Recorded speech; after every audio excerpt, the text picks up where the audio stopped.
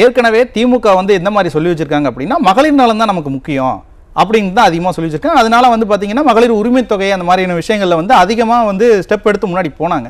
இப்போ ரேஷன் கார்டுகளை தடுக்கிறதும் அதுதான், மகளிர் உரிமை தொகையை தடுக்காம கொடுக்காம இருக்கிறதும் அதுதான். அப்படிங்கும்போது இது எப்படி மக்கள்கிட்ட போய் சேருது அப்படின்னு சொல்லி முத்து, திமுக பேசுறதெல்லாம் நல்லா தான் முத்து பேசுவாங்க. மகளிர் நலன் ஆட்சி அப்படிம்பாங்க, பெண்களுக்கு பாதுகாப்பான ஆட்சிம்பாங்க, பெண்களுக்கு தான் நாங்கள் எல்லாம் செய்யறோம் அப்படின்லாம் சொல்லுவாங்க.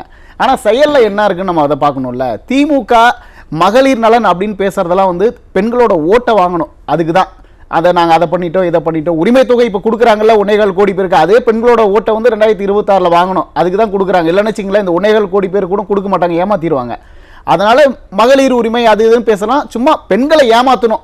வழக்கமாக எப்படி மக்களை ஏமாத்துறாங்களோ குறிப்பாக பெண்களை ஏமாற்றணும், அது பெண்கள் மத்தியில் ஒரு பிம்பத்தை கட்டமைக்கணும், அதுதான். அதுக்காக தான் திமுக அப்படி பேசிட்டு இருக்காங்க. இப்போ கடைசி வரைக்கும் விளம்பரம் பண்ணிக்கிட்டே போயிடலான்ற ஒரு முடிவில் இருக்காங்களா? திமுக அதை தானே 4 வருஷமாக பண்ணிட்டு இருக்காங்க. இப்போ மட்டும் இல்லை, திமுக எப்பெல்லாம் ஆட்சிக்கு வருதோ அப்போல்லாம் திமுக கையில் எடுக்கக்கூடிய மிகப்பெரிய யுக்தி என்னன்னா விளம்பரம் செஞ்சால் மக்களை ஏமாத்திடலாம் அப்படிங்கிறது வந்து திமுக ரொம்ப தெளிவாக அதை நம்புறாங்க. அதனால விளம்பரம் தான் அவங்களோட பிரதான முயற்சியே.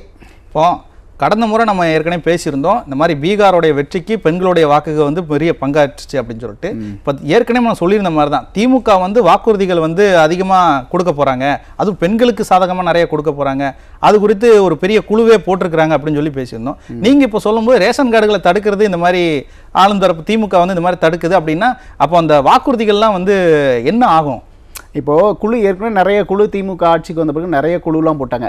இப்போ இந்த ரேஷன் கார்டு நாங்கள் புதிய ரேஷன் கார்டு கொடுக்கறதுக்கு ஒரு குழு போட போகிறோம் அப்படின்னு திமுக சொன்னாலும் நம்ம இங்கே ஆச்சரியப்படுறதுக்கு இல்லை. ஏன்னா இப்போ கிட்டத்தட்ட பார்த்தீங்கன்னா ஏற்கனவே இந்த விடுபட்ட பெண்களுக்கு நாங்கள் மகளிர் உரிமை தொகை கொடுப்போம் அப்படின்ட்டு உங்களுடன் ஸ்டாலின் அப்படின்னு ஒரு முகாம் நடத்தினாங்கல்ல, அங்கே வாங்கின மனுக்கள்லாம் நம்ம சிவகங்கை வைகை ஆற்றில் மிதந்து போனதை நம்ம பார்த்தோம். அப்புறம் நிறைய இடத்துல மக்கள்கிட்ட வாங்கின மனுக்கள்லாம் டீ கடையிலையும் பெட்டி கடையிலையும் அங்கே சுண்டல் மடிக்கும் வடை மடிக்கும் இருக்கிற செய்திகள்லாம் கூட நம்ம பார்த்தோம். இந்த லட்சணத்தில் தான் திமுக அரசோட செயல்பாடு இருக்குது. இதில் அவங்க எங்கே வாக்குறுதியெல்லாம் செய்ய போகிறாங்க சொல்லுங்கள்?